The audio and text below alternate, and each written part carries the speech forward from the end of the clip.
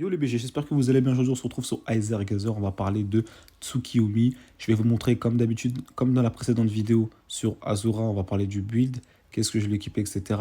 Quel code je lui ai attribué, tout ça, tout ça. Voilà, en espérant que la vidéo vous plaît. Vous verrez du gameplay au cours de cette vidéo. Voilà, j'essaierai de faire la vidéo pas trop longue et pas trop courte non plus.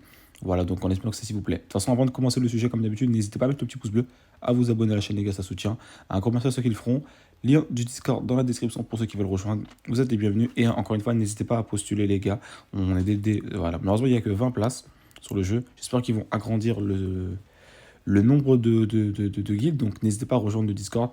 J'ai mis mon UID pour rejoindre la guilde. Vous êtes les bienvenus.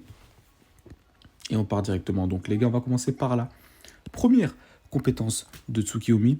Elle va foncer droit devant, en détruisant tous les ennemis, etc., qui seront sur son passage. Et elle va faire des dégâts de tonnerre.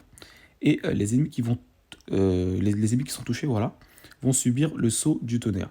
Alors, vous le verrez, je pense, au cours du gameplay, que le saut du tonnerre, c'est un petit malus et un bonus, enfin un malus pour les ennemis et un bonus pour nous.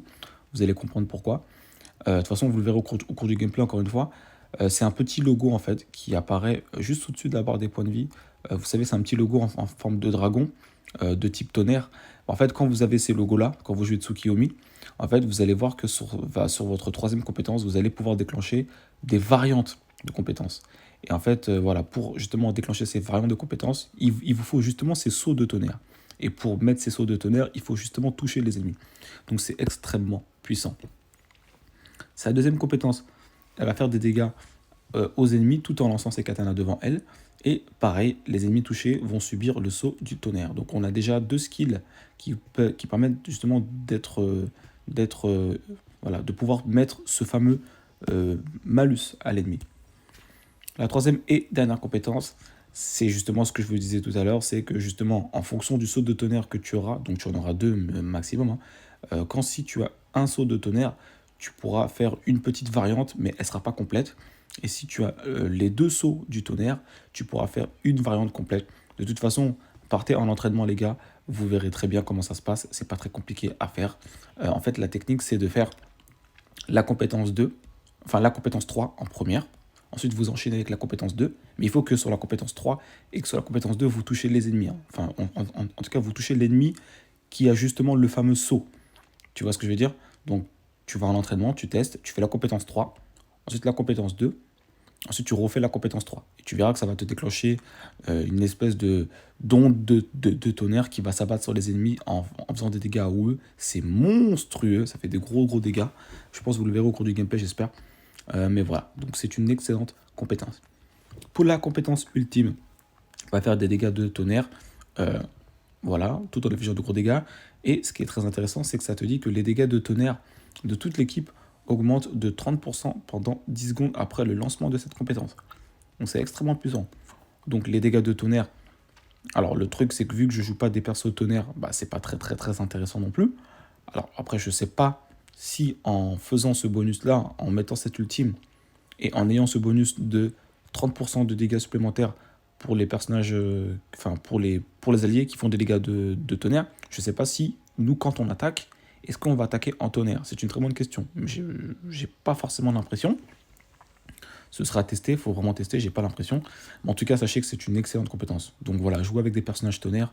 Voilà, non seulement le personnage est un gros DPS de fou furieux, mais en plus elle a la particularité de booster ton équipe avec justement son ultime.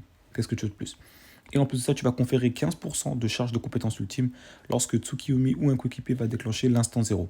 Et ça peut se déclencher qu'une fois toutes les 0,5 secondes. Donc c'est vraiment très intéressant. La capacité esquive, ça va esquiver les attaques ennemies. Et tu vas pouvoir esquiver 2 fois à la suite, comme ça le dit. Et après avoir touché le bouton d'attaque juste après l'esquive, tu vas tout simplement faire des dégâts de tonnerre, entrer dans l'instant 0, tu vas ralentir les ennemis pendant 3 secondes, et l'attaque que tu vas lancer en appuyant sur le bouton d'attaque normal va justement infliger le saut du tonnerre. C'est-à-dire en fait si tu fais une esquive et que tu attaques directement avec justement le bouton d'attaque, et bah, tu vas pouvoir appliquer le saut du tonnerre. Donc en fait, finalement, tu as 3 compétences, entre guillemets. Donc la compétence 1, si je me souviens, et la compétence 2 qui te permettent d'appliquer le tonnerre. Avec l'esquive, si tu gères bien, ça fait 3, tu vois. Donc c'est extrêmement puissant. Donc vraiment, tout est fait pour que vous puissiez réellement placer ce fameux saut de tonnerre. C'est pour ça que vraiment c'est une compétence à ne pas sous-estimer. Ok. Donc on va passer maintenant aux clés d'accès. Alors bien sûr les clés d'accès, j'ai clairement pas ce qu'il lui faut.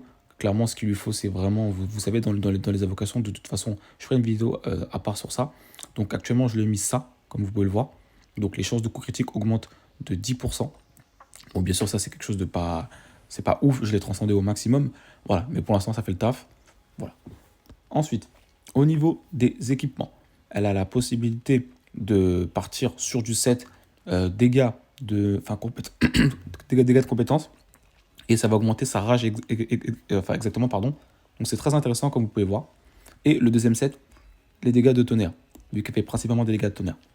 Donc voilà, donc c'est une très très bonne, un très très bon set que je l'ai équipé. Donc vraiment, n'hésitez pas. Je peux vous montrer aussi vite fait les petits effets de compétences. Voilà, vous pouvez mettre pause. C'est vraiment très très très intéressant. J'ai énormément, de toute façon je vous montrerai, j'ai énormément de statistiques sur le personnage. Donc ça fait vraiment plaisir. Au niveau des codes, je suis parti précisément comme ça. Ok, pourquoi? Parce que vraiment, en tout cas, je trouve que c'est ce qu'il y a de mieux chez le personnage. Donc je suis parti sur Ville Nocturne, Croissant de Lune et Lame Impériale.